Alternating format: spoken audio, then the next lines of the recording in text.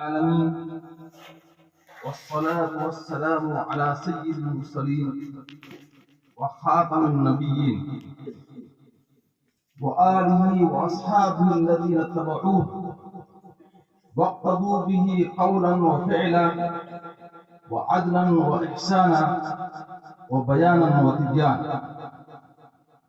وبعد،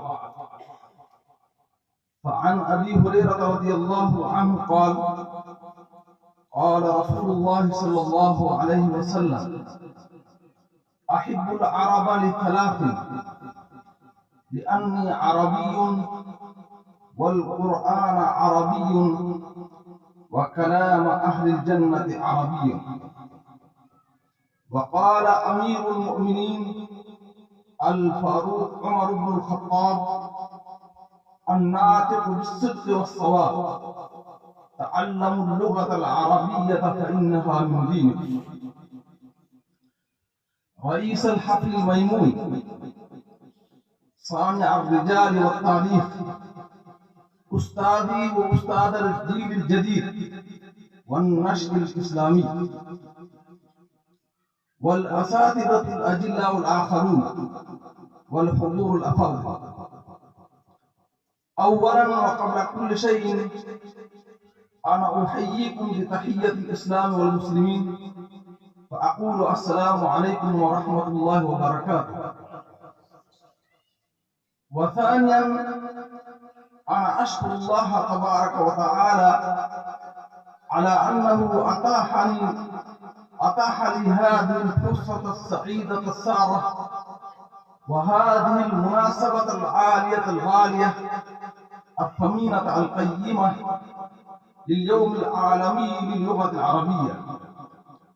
وكذلك أشكر جميع الإخوة الذين وجهوا الدعوة للمشاركة في هذه الحفلة الكريمة وفي هذا الاحتفال الميمون. كما يحلو لي أن أهنئهم أن خدماتكم مشكورة، وأهنئكم أنكم ناجحون فيما تهدفون إليه. الإخوة الأعزاء، هذه حقيقة ناصعة، حقيقة واضحة كوضوح الشمس في رابعة النهار. إن اللغة العربية ليست كعامة اللغات واللهجات المنتشرة في مشارق الأرض ومغاربها. إن اللغة العربية ليست كاللغات المتواجدة في العالم كله.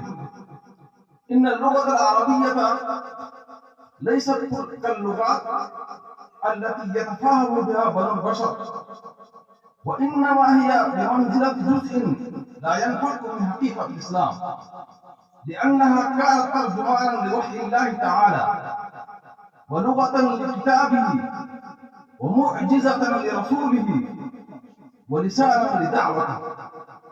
ثم هذبها النبي الكريم بحديثه ونشرها الدين بانتشاره وخلدها القرآن بقلوبه.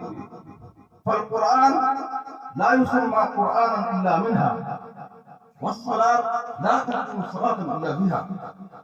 ويعلم بذلك كله ويتأكد بذلك كله أن الحفاظ على اللغة العربية واحتضانها واعتناقها وحبها وتذوقها وتعليمها وتعلمها فريضة دينية وواجب شرعي لا يفرط فيه رجل يحب الله ويحب رسوله صلى الله عليه وسلم. لا يتصور أن يحب الرجل المسلم الله العلي القدير ولا يحب اللغة العربية. لا يتصور أن يحب المرء الرسول الخاتم والنبي الخاتم ولا يحب اللغة العربية. كما عبر عن هذا المعنى الإمام أبو منصور الثعالبي النسابوري رحمه الله تعالى في كتابه فقه اللغة وسر العربية. من أحب الله تعالى أحب رسوله محمد صلى الله عليه وسلم، ومن أحب رسول العربية أحب العرب، ومن أحب العرب أحب العربية التي نزل بها أفضل الكتب على أفضل العرب والعجم، ومن أحب العربية عني بها وثابر عليها وداوم عليها وصرف همته إليها، ومن هداه الله للإسلام خير الأديان وشرح صدره للإيمان وآتاه حسن سريرة فيه، اعتقد أن محمدا صلى الله عليه وسلم خير الرسل، واعتقد أن الإسلام خير الملل والعرب خير الأمم، وكذلك اعتقد أن اللغة العربية خير اللغات والألسنة، والإقبال على تفهمها وتعلمها من الديانة، إذ هي أداة العلم ومفتاح التفقه في الدين وسبب إصلاح المعاش والمعاد.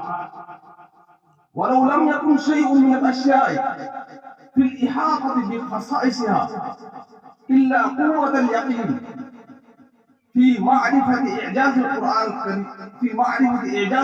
الكريم وزيادة التبصر في إثبات النبوة التي هي عمدة الإيمان، التي هي أساس الإيمان، التي هي أصل الإيمان، التي هي مبدأ الإيمان ومنطلق.